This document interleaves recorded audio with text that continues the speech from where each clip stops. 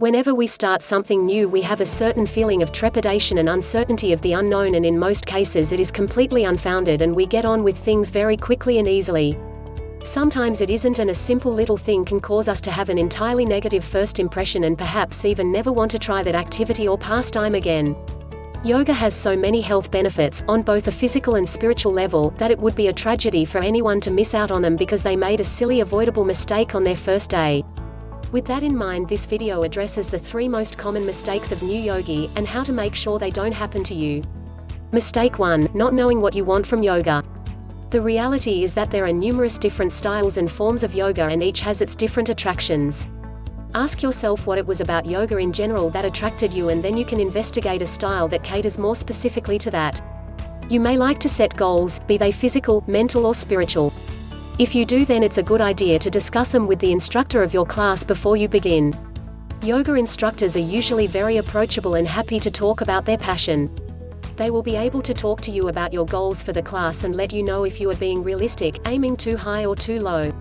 Make sure your goal includes a time frame so it becomes something that is measurable. Mistake 2: jumping in feet first.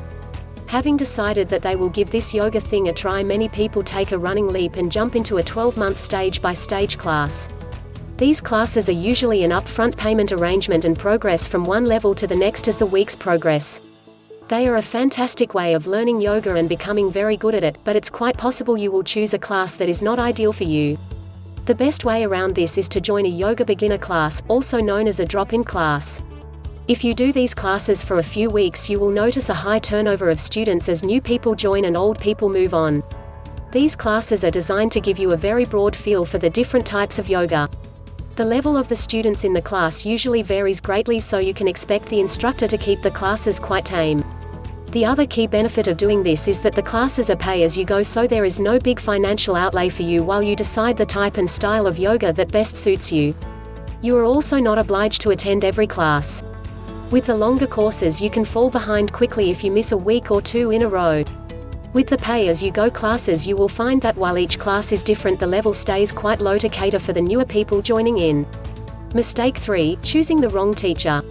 Traditionally, a yogi had to be an apprentice to a skilled guru for many years before he could teach even the simplest of yoga technique. Nowadays, a 3-day course over a long weekend is considered enough by some people. There is a big difference in what you will achieve depending on the skills and abilities of the person teaching you. Yoga is starting to make a regular appearance on the sports injury list, and a large reason for this is instructors who have been taught just enough to be dangerous. A qualified teacher won't necessarily be fantastic, and an unqualified teacher won't necessarily be terrible, but the odds are certainly cast in that direction, so it's a good idea to check your instructor's background and qualifications before you begin studying with them.